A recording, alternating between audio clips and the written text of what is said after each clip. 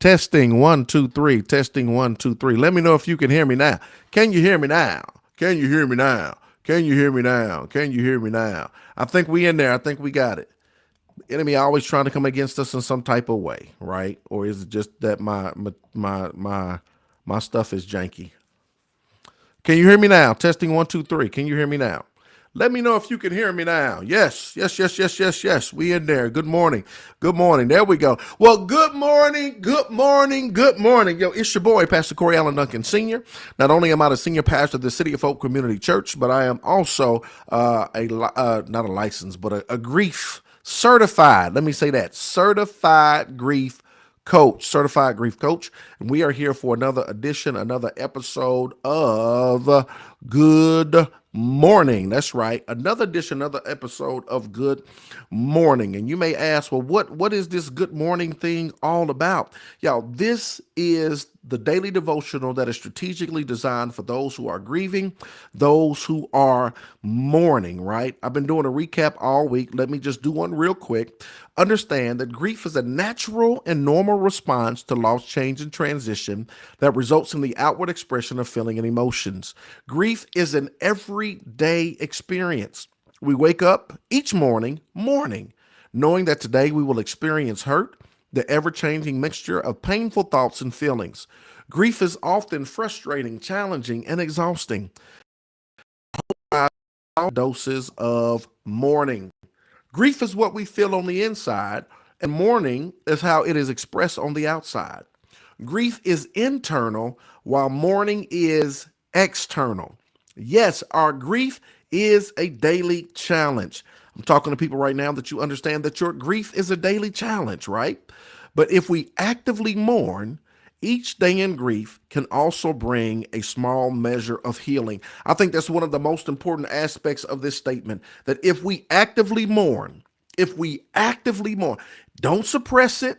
If we actively mourn, if we give ourselves permission to feel, give ourselves permission to deal, give ourselves permission to heal, if we actively mourn, this is what happens. Here it is. We can bring a small measure of healing each day. Encountering and engaging with our thoughts and feelings actually softens them. Mourning one day at a time brings healing one day at a time. And brothers, sisters, you got to understand that grief deals, I said it before, it deals with loss, change, and transition. And really, that could be anything.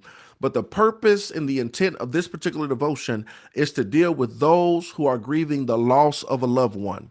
That somebody has died, somebody has transitioned in your life, and you are grieving. Grieving is what you feel on the inside. Mourning is how it is expressed on the outside. And we want you to mourn meaningfully. And we want to let you know that mourning is a good thing. That is good to feel, is good to deal, is good to heal, and it's good to be able to express yourself on a consistent basis regarding the grief you feel on the inside. And so we want to say welcome to Good Morning. Today, and this is what I'm using just in case if you want to buy it, it is a grief devotional book. It's called Grief One Day at a Time. The author is Alan Wolfett. Grief One Day at a Time. It is a 365 daily devotional that every single day, y'all, look, we coming to you with a grief bite, something that's going to help you to navigate through the very thing that you're feeling and experiencing on the inside. Not going to hold you long, just 5 to 10 minutes. And today we are, here it is, Thursday, January the 5th. We're talking about the January of our grief. The January of our grief. The January of our grief. Look at the quote at the top. In the bleak midwinter, frosty wind made moan. Earth stood hard as iron, water like a stone. Where I live in Colorado, winter can be brutal. It can be brutal. January is dark, can be bitter and cold. The wind at my home in the foothills of the Rocky Mountains slices like a knife. Snow and ice cover the iron ground, making driving and even walking outside treacherous. Come on. I don't live in Colorado. I live in Indiana. And here, winters can be brutal as well, right? You understand how brutal winters can be. You understand how brutal Januaries can be. We're going to talk about the January of our grief. Check this out, y'all. He says, midwinter is a time to withdraw and to grieve. Midwinter, it is a time to withdraw and to grieve. It is a time to huddle indoors, sit by the fire, and contemplate the meaning of life and death. It is also a time for hot chocolate and meaningful conversations with people that we care about. We can heed grief's call for stillness and also share this time of reflection with others. Midwinter can be a time to take a break.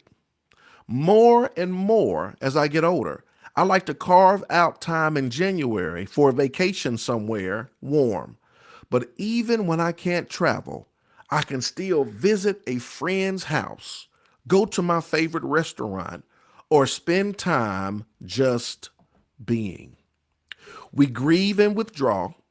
We take breaks for warmth and relief. This is the January of our grief.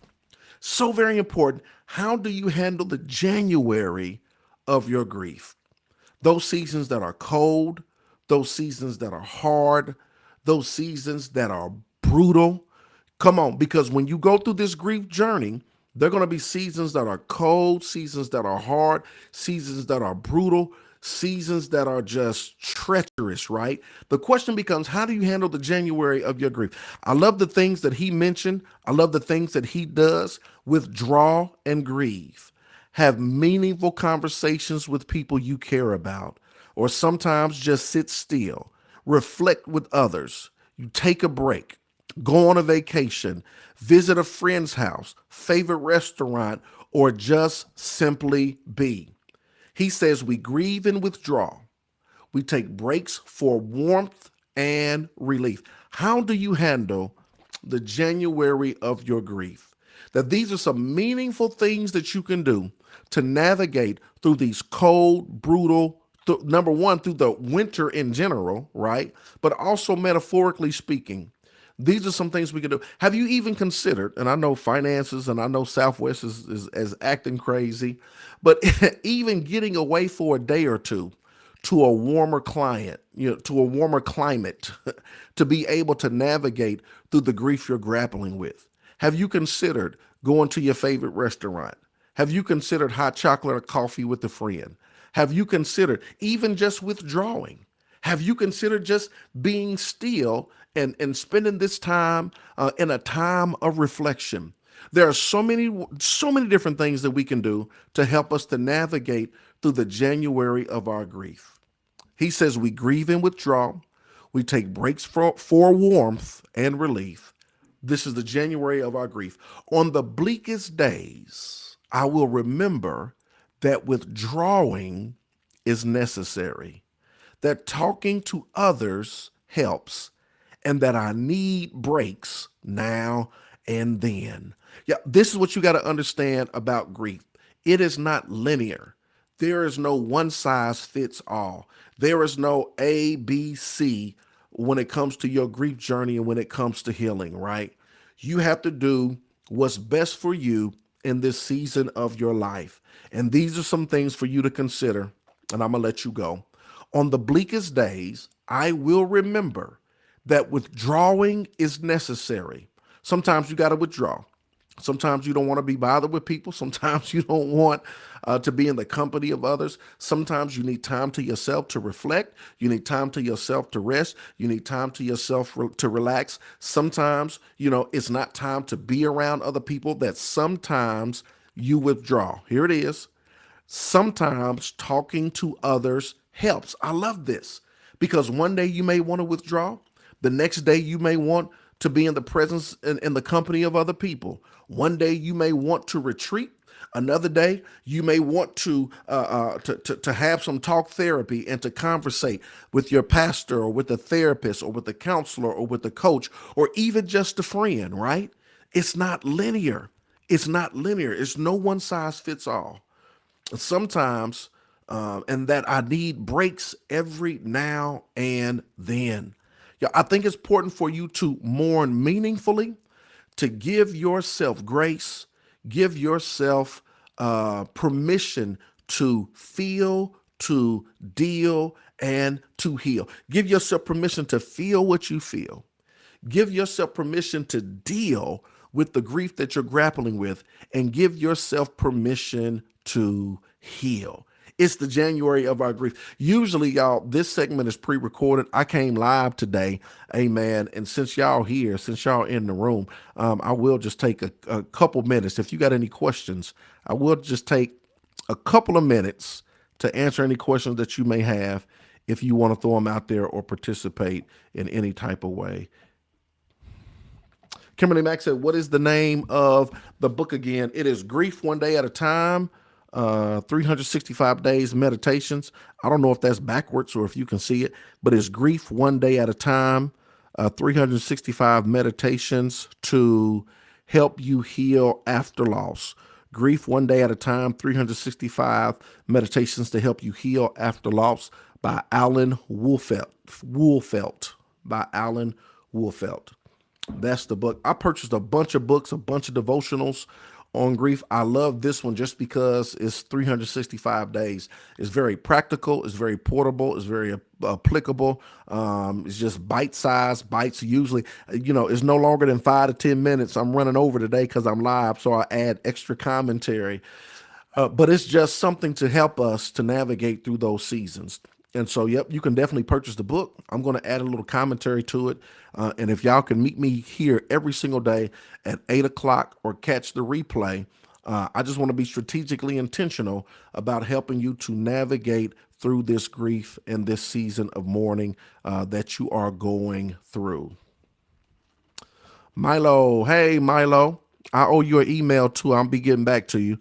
She says, "No question, but this was needed today. Thank you. Pin the book name so we can see it and purchase it." Yes, absolutely. I will do just that. I certainly appreciate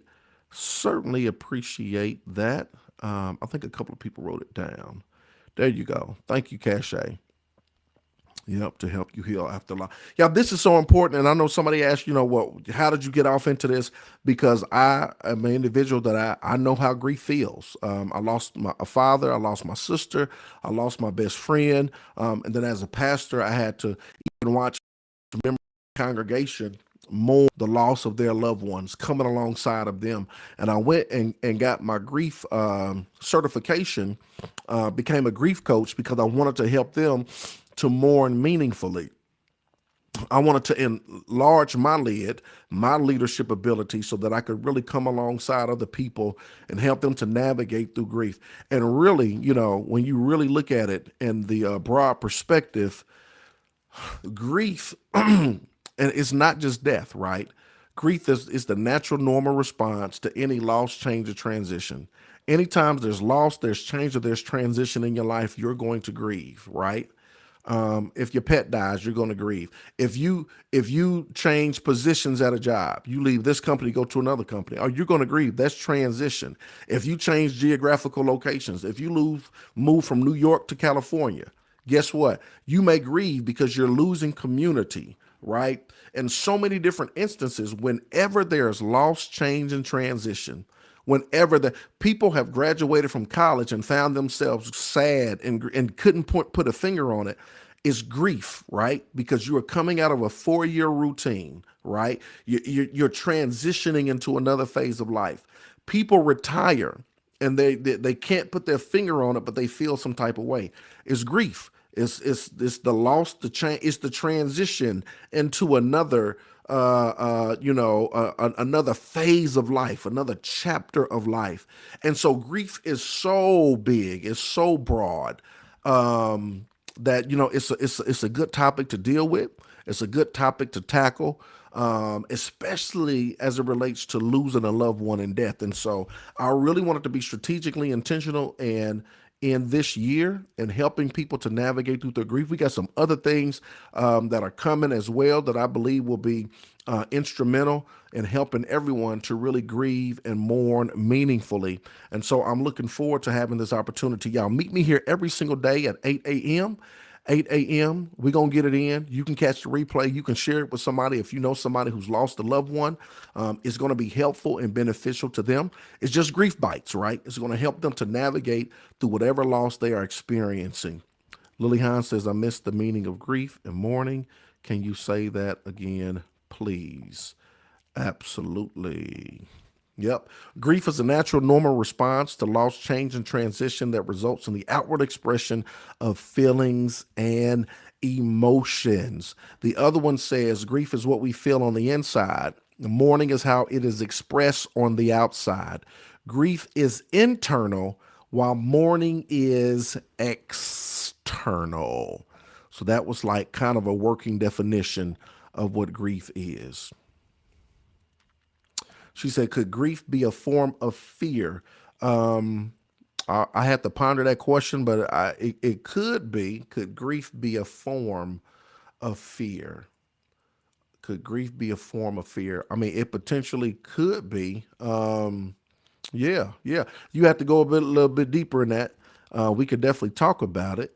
Continue to live. Pastor, please continue to go live. Loving the feedback, much needed. I know there's an element in the live that, I mean, the pre-recorded, you can still get it. You can grab it, you can get it. There's an element in the live of it's alive. It is. It's just that. It's live. It's live and it's alive. And you know what, Rochelle, for the time that I can do it, I most definitely will. I know we come off the heels of our other devotional at 7. And so depending on schedules and running kids to school and just having an opportunity to do that, we definitely can. And so, I'll have to condition myself to do that, but absolutely, I appreciate it. Man, this is good. Any other questions real quick before we go? I appreciate y'all. I thank y'all. Appreciate y'all. I thank y'all. Appreciate y'all. I thank y'all. It's going to be good. 2023 is going to be good. Thank you for allowing me to be a part of your grief journey in 2023. I promise you, 10 minutes a day. We're going to keep the depression at bay. So live 1 or 2 days per week. That's good, Kasha. Yeah, but maybe we'll work the rhythm in going live a couple of days per week, and the other ones can be pre-recorded. I like that. Balance. See, I like that compromise. I think we might be able to do that. We might be able to do that. I appreciate y'all. I love y'all with the love of the Lord. I want to see y'all be the best version of yourselves. And so I want to help you to navigate through your grief and everything you're dealing with and going through. I appreciate y'all. Good morning. We'll be back tomorrow, 8 a.m. for another edition, another episode of Good Morning. I love y'all with the love of the Lord. Pastor Duncan, we out.